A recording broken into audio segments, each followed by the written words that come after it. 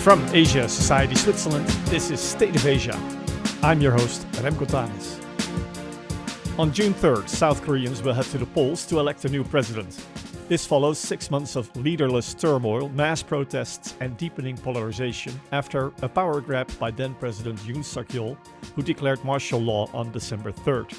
Even though Yoon has now been impeached from office, deep divisions remain. Today I'm speaking about the unprecedented challenges facing South Korea ahead of next week's snap elections with the South Korea columnist for The Diplomat, Eunwoon, who is just outside the capital, Seoul. Eunwoon, very welcome to the State of Asia podcast. All right, thanks for inviting me. So South Korea is used to volatile politics at the highest level, but the last 6 months seem to have been something else. December 3rd, 2024, then President Yoon declared martial law, vowing to rebuild a democratic and free Korea after accusing his political opposition, which had won a majority in parliamentary elections earlier in the year, of being, his words, communist and likely agents for North Korea, which is, of course, a huge red flag for a South Korean audience. Seemingly immediately after he declared martial law, street protests erupted. Politicians managed to break through a barrier of military and security forces to enter the parliament chambers, where within hours after Yoon's declaration, they voted to annul his declaration of martial law.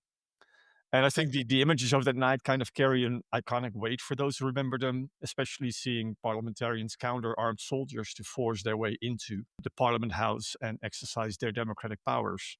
Now, at that time, no one could really predict where this would go. The military might have well followed orders they were given to use force to prevent that vote if necessary. Yeah. That went the other way. The impeachment vote went ahead. And ever since, South Korea has pretty much been leaderless. On April 4th, the Constitutional Court unanimously confirmed the impeachment of President Yoon, now making him the ex-president, and removing him from office and making way for the elections coming up next week. And I just yesterday looked at a list of presidents of South Korea, either in full office or acting presidents. And it just makes clear how unstable the current situation is. The presidency changed hands 4 times since December. I think the current one just started work 3 weeks ago. And will have to leave office right after the elections of June 3rd.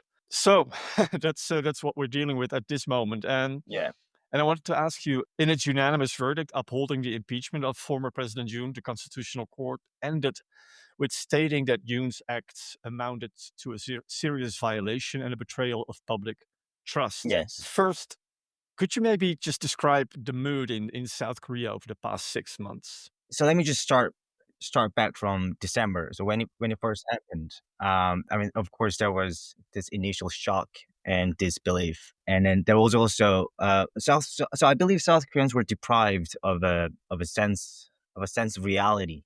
Like there's been a sense of ungroundedness wherever you go, whoever you strike up a conversation with. Everyone talks about, martial law and Yoon's impeachment and the snap election. Were the only ones that people talked about. That's a good indication of how much it has occupied our national psyche.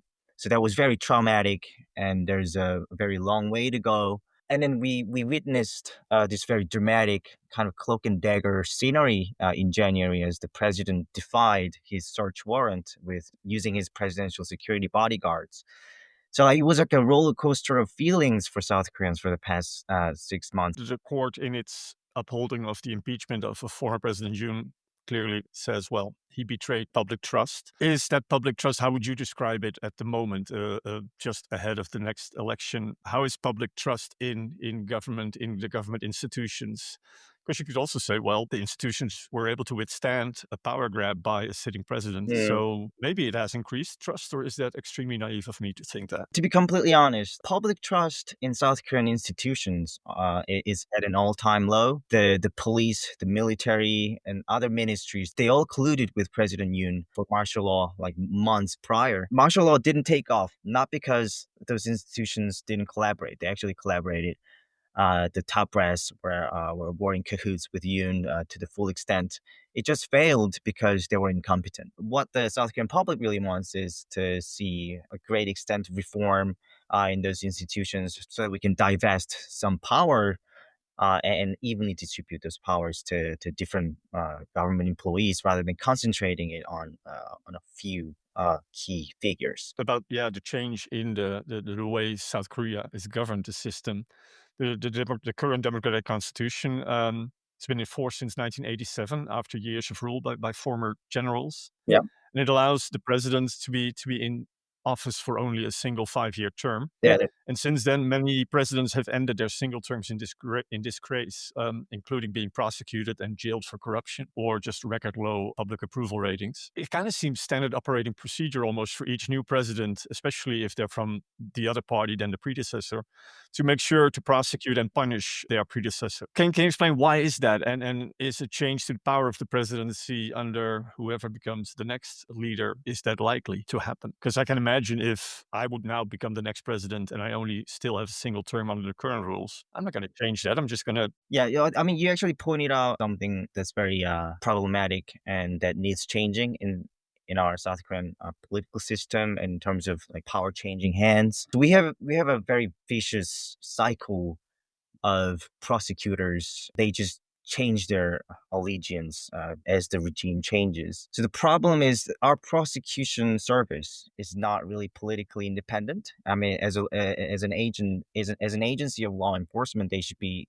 independent and fair and only caring about justice. But what the prosecutors are doing in South Korea is they are enforcing selective justice according to political favors. Former President Roh Moo-hyun, he committed suicide in 2009 because of political retribution by the successor president, using the prosecutors just cracking down on his family with bogus charges and investigations. So he committed suicide because he was embarrassed and he couldn't handle it. And then the same thing happened with former President Lee Myung-bak and Park Geun-hye. Miss Park was impeached. I mean, sometimes the prosecutors' investigations are justifiable due to rampant corruption, but most of the time they just dig up dirt as political retribution. And we're looking at a stark example this time as well. Former President Yoon Suk-yeol, he used to be the chief prosecutor. So when he was in power, all the prosecutors were his men. So they were cowering before him. Yoon and his family were entirely shielded from all sorts of investigations.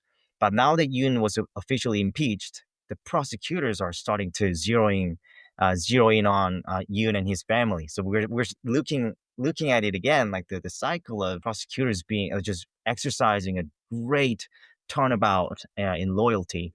And at Lee, he has a lot of court cases pending on his head. So the prosecutors wanted to finish him off before he could become president, but that failed. So, but yeah, you're right. That's something that we need to deal with. You mentioned Lee Jae-myung. He's the in the race to become the next president, the clear favorite at this moment. He also ran against Yoon Suk-yeol in the last election in 2022, I believe, but lost narrowly. And then there's Kim Won-soo of the Conservative People Power Party, the party of impeached President Yoon Suk-yeol. What are some of the large domestic challenges that the new president will have to deal with right after he enters office in June? The largest domestic challenge for any incoming president to tackle, I believe, would be so our political polarization. It has never been this bad in the past. Like it's very acute, it's very debilitating, it's very insidious to such an extent that any government cannot rule with much legitimacy when there's so much polarization going on, when the electorate is split. For instance, when it comes to dealing with North Korea, or when it comes to talking about this conspiracy theory of election fraud, there's this block on the right, and then there's the block on the left. We're split so even. There's no bridgeable gap. So any president, if they want to be successful or field a viable policy, they need to kind of gain some groundswell support. But in our current turf, gaining groundswell support is something that's not feasible. I read a while ago an article by Chun-Min Lee, an expert at the Carnegie Endowment on Korea. And he wrote, it's very cliche to say that the country stands at a critical crossroads, but it's truly the case with South Korea today. And he talks about, like you did just now as well, unparalleled divisions and the country having, in his words, a last chance right now to begin resetting its broken political system with the upcoming elections. Do you agree with him? It sounds extremely dramatic. I actually can't agree with him more. So we are indeed at a watershed moment. Politics shouldn't be about government changing hands and then whoever comes on top retaliates against the losers, and then that cycle continues on and on. And we've clearly seen how that could end up. That Yoon Suk-yeol was fully bent over backwards against the progressives and Lee, and then that kind of that sentiment led to martial law and then almost the end of South Korean democracy. I should like to add something to Chang Min Lee's point in terms of South Korea's international survivability. South Korea shouldn't be split into political camps anymore. I mean, it's okay to discuss different ideas and different policies, but when it comes to dealing with international crises, our opinions shouldn't really be divided. But the problem is, as our domestic agenda are split along partisan lines, so are our foreign policy approaches. There's this duality and dichotomy of conceiving of foreign policy that's fundamentally linked to progressivism and conservatism, and that kind of constricts our thinking about and approaching to foreign policy. That shouldn't really be hindering our responses to volatile global environments. Let's dive a little bit into that volatile global environment, as you rightly call it. First, there's always North Korea, of course, as a persistent and perhaps now growing threat. North Korea seems to have gotten a lot closer with China, with Russia, of course, with the involvement of the North Korean military in the war in Ukraine. At the same time, as South Korea was leaderless, a lot of other stuff happened in the world, not the least the start of the second Trump administration in the US, creating a much more uncertain future for what seemed to be a rock-solid alliance between Korea and the United States. I think there's still, 26,000 US soldiers based in Korea at the moment. How about these geopolitical challenges the new president faces? Do you think whoever it will be, although it will likely be Lee, is he up to that, to actually help Korea step forward as a credible geopolitical player? So when it comes to North Korea and handling South Korea-U.S. alliance, whoever becomes the next president, although I think Lee Jae-myung is highly likely to become the next president. I mean, inter-Korean relations have always been at the forefront of our concerns for both South Koreans and the president. But North Korea, the Trump administration is they're demanding that South Koreans pay up more for the U.S. forces in Korea. It kind of made sense back when Washington used to be all in and fully cooperative and fully appreciative of bilateral alliance and loyalty. It made sense to pick a side. I mean, when our approaches and loyalty are fully reciprocated. But now that's not the case anymore. Trump is, like I said, he doesn't treat an ally as an ally should treat a fellow ally. So within this changed environment, the next incoming president will be more justified in becoming friendlier to China or to North Korea. I mean, it makes sense because the Washington is not as friendly and open as it used to be. So within this vein, Lee Jae-myung there will be more people welcoming Lee's wanting to achieve a strategic autonomy. Strategic autonomy, not to the degree and the sense, not to the same sense that France and the UK can afford, but in the sense that we get to rely less on the U.S. forces in South Korea. And also the General Xavier Robinson, he's the commander of the United States forces in Korea. He recently underlined the importance of his forces in countering China and North Korea.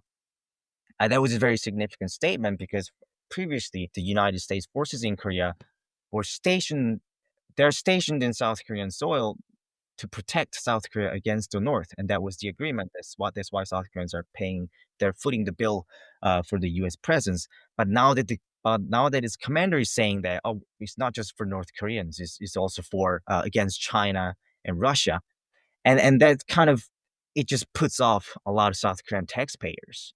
We didn't sign up for this. Why are we paying the bills for to protect Taiwan or for U.S. Military interests against Russia and China? So that's also another area where Lee could be pushing against Washington to redress or as an excuse not to pay more for the U.S. presence. You mentioned China a few times. In the recent past, there has been kind of a surprising revival of a dialogue between China, Korea, and Japan on like economic level and other diplomatic levels. How should we interpret that? Is that bond going to be closer, even though there are, of course, tensions on other fields? It's true. You're right that the Seoul and Beijing have gotten a lot closer than in the beginning when Yoon took the presidency.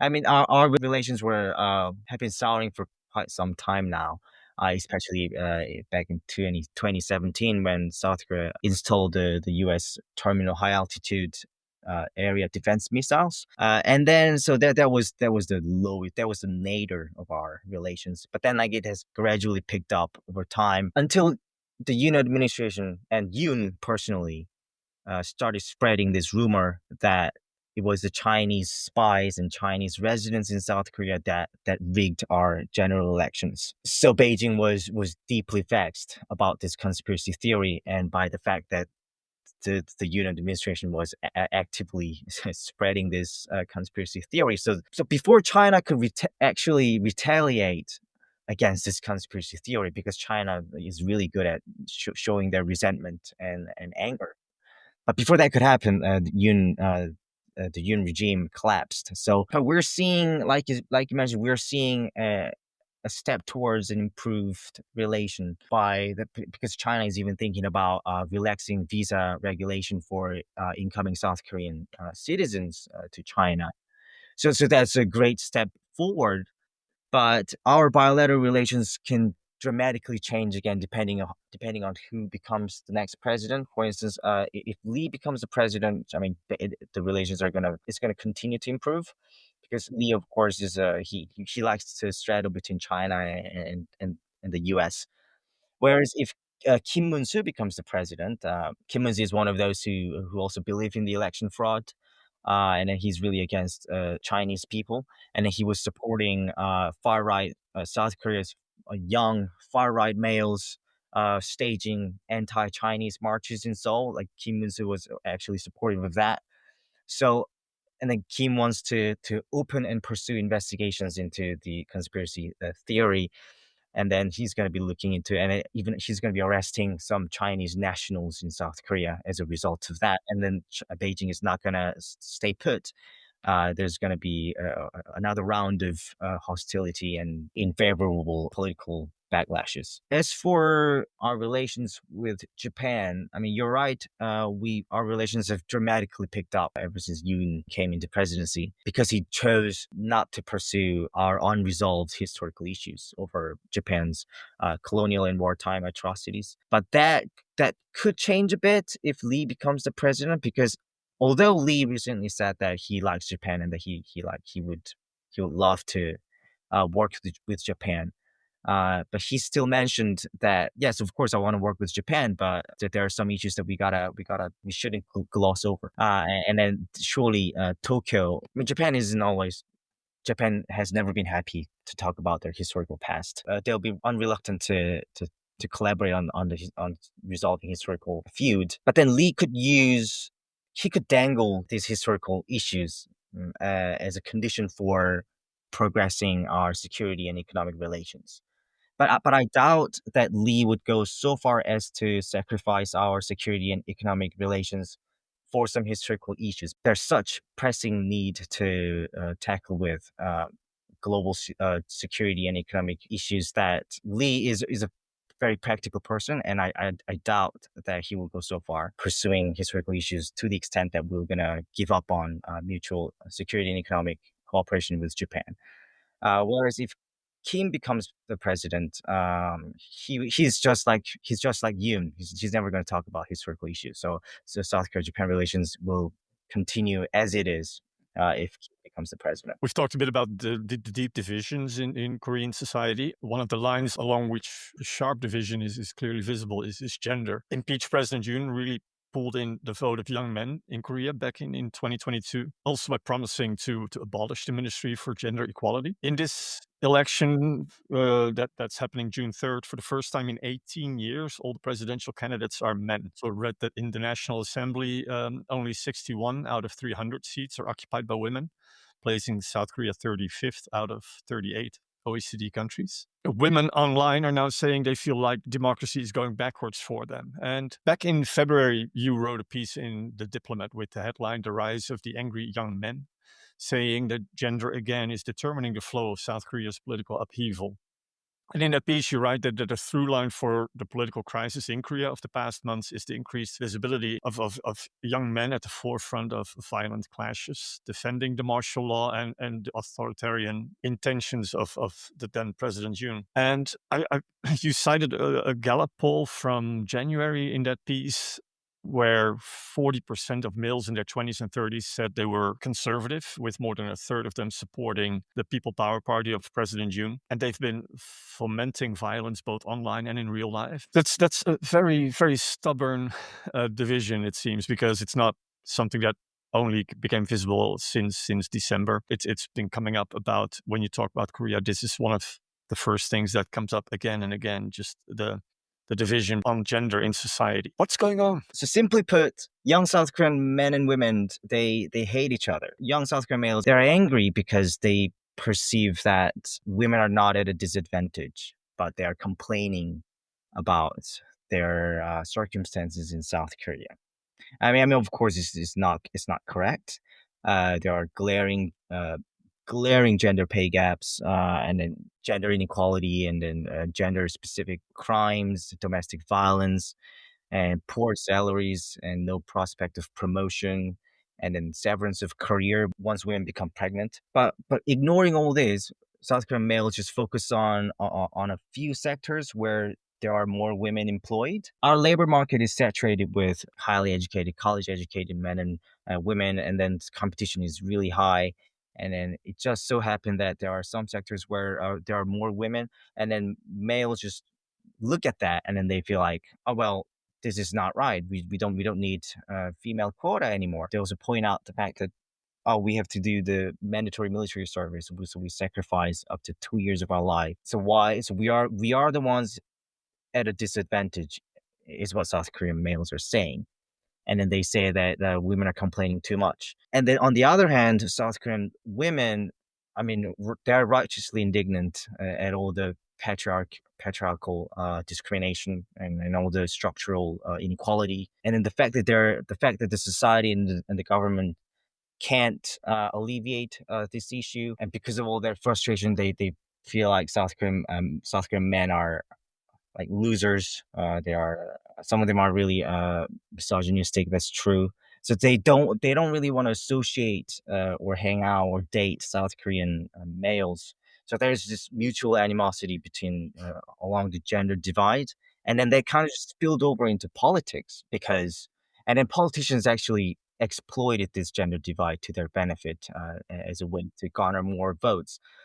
Because I mean, you're fully aware that back in 2022, probably the only reason President Yoon won that election was because of his policy, because he managed to attract so many South Korean young males because they have this immense voter cohesion for South Korean males. They always flock together when voting.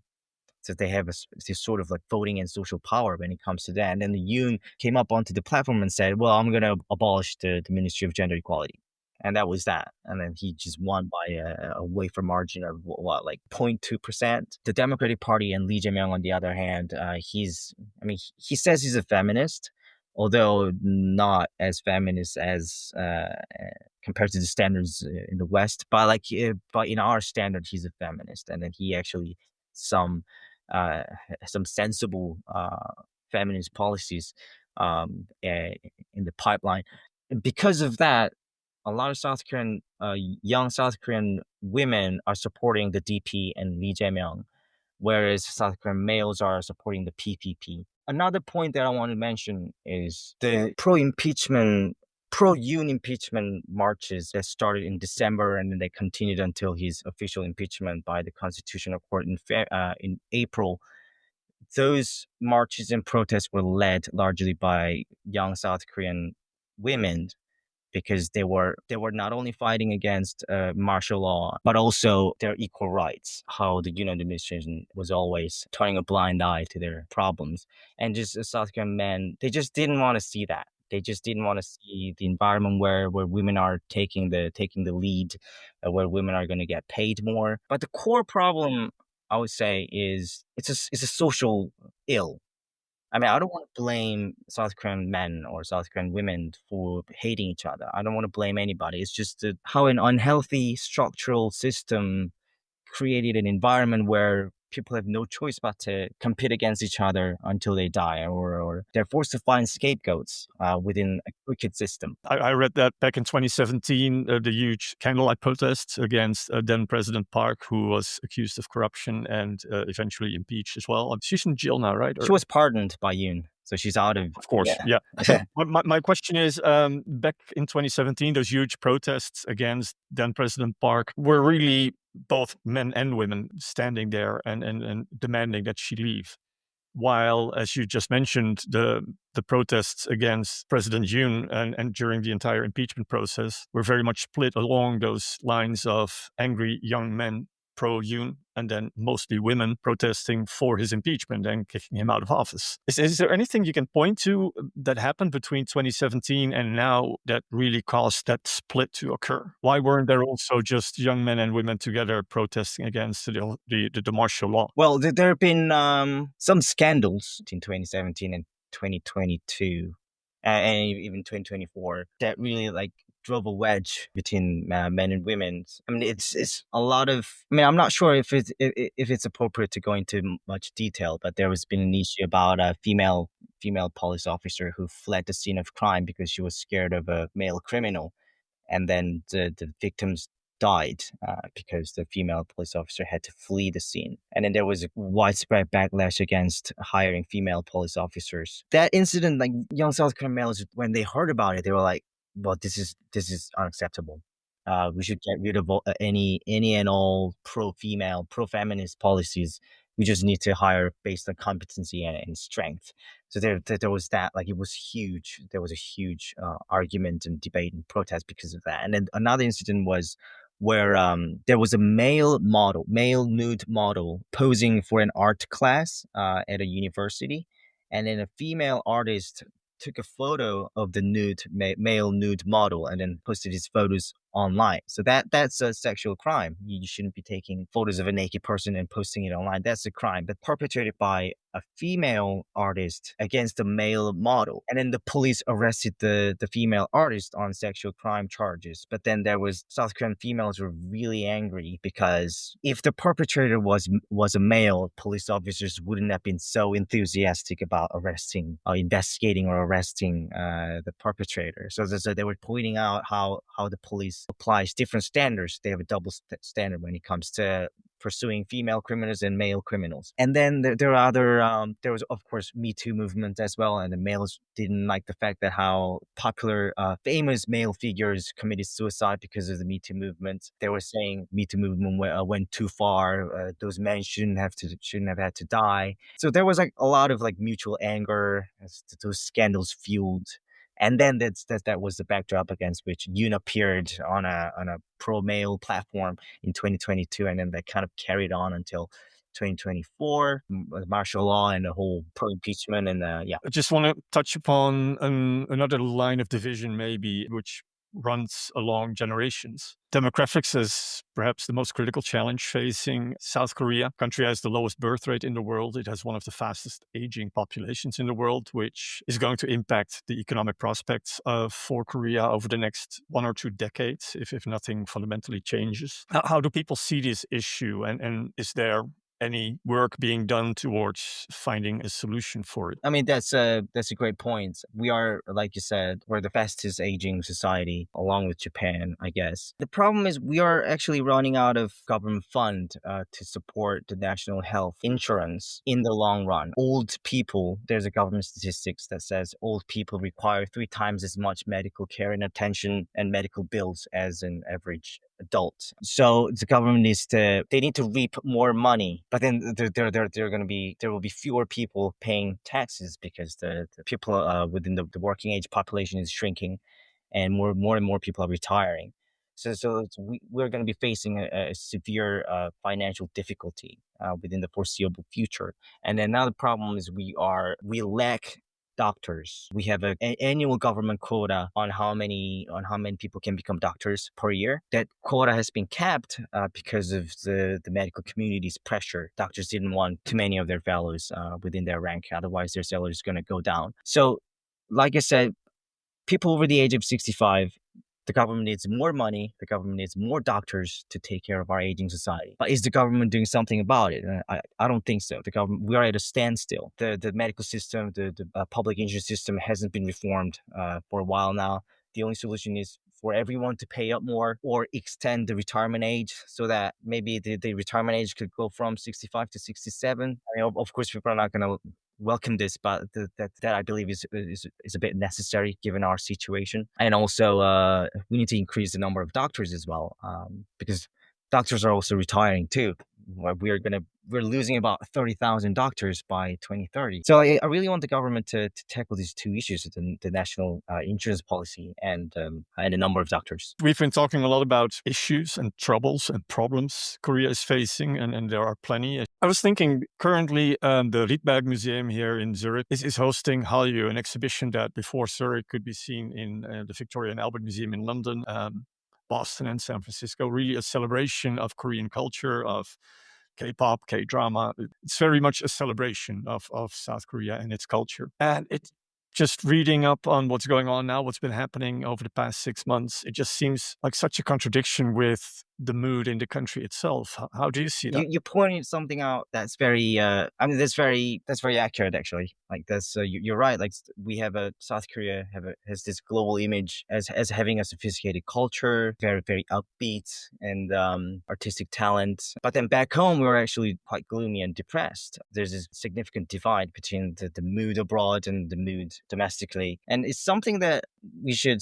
I just want to talk about the Korea discounts, because internationally, South Korea's image is very good, but domestically, like financial investors and tourists are spooked to come to Korea as a final destination of investment and tourism because of the looming danger of North Korea. But as it turns out, that looming danger was actually from within. That kind of like further discredited South Korea's image as having achieved a high level of democracy and high level of economy and culture. I mean, so our image was dealt a huge blow in that sense. But I hope that South Koreans abroad and foreigners abroad who love our culture, who love our content and our languages, I hope they can continue to advance our positive image abroad, while in the meantime we try to patch things up and improve our domestic situation so that our global image and domestic image can